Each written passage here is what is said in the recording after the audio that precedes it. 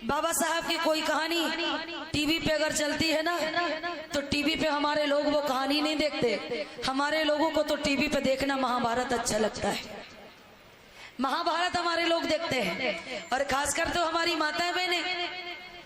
अगर महाभारत देखोगे तो आपके घर में भी महाभारत छिड़ा रहेगा, ठीक है ना? क्योंकि जैसा देखोगे चित्र वैसा होगा हमारा चरित्र, जैसा खाओगे अन्न वैसा होगा मन, और जैसा पियोगे पानी वैसी होगी वाणी। अच्छा, एक चीज मैं आपको बताती हूँ, जरा सुनिए ध्यान से। अब मैं बाबा साहब अंबेडकर या बौद्ध धर्म की गाथा नहीं कहूंगी। अब मैं 2 मिनट आपको भागवत सुनाऊंगी। क्या सुनने के लिए तैयार हो तैयार? बताओ, महाभारत सुनाए? क्यों?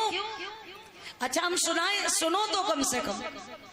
ये देखो कि बुद्ध की गाथाओं से क्या मिलता है और महाभारत या अन्य गाथाओं से क्या मिलता है, कथाओं से। महाभारत सुनाए, सुनोगे? हमारी को तो मन ले लो कि हमारे लोग क्या कह रहे, क्या ना कह रहे। फिर भी आप रोकेंगे, फिर भी हम सुनाएंगे।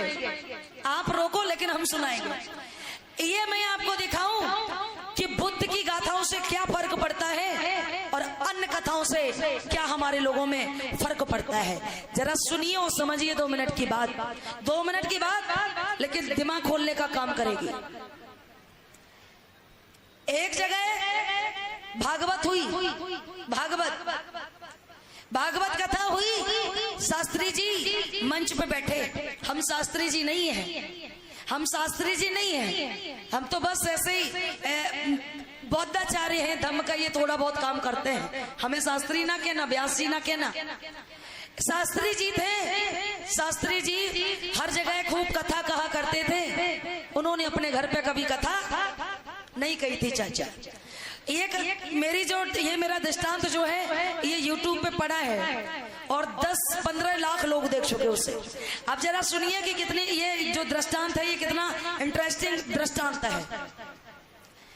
शास्त्री जी ने कभी कथा नहीं कही थी अपने घर पे, और जब भी कहीं जाते थे तो कहते थे जो मेरी कथा कराएगा वो सीधा स्वर्ग में जाएगा, और जो मेरी कथा नहीं कराएगा वो सीधा नरक में जाएगा।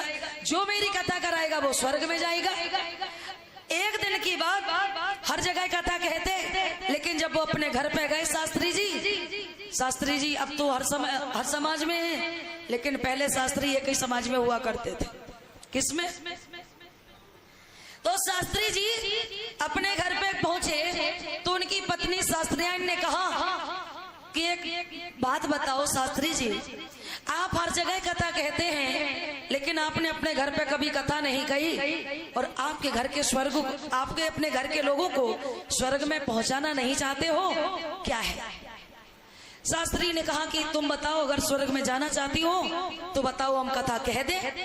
तो कहा कि 7 दिन के लिए समय नहीं है, 5 दिन के लिए समय नहीं है, एक काम करो कि 1 घंटे की कथा कह देते हैं।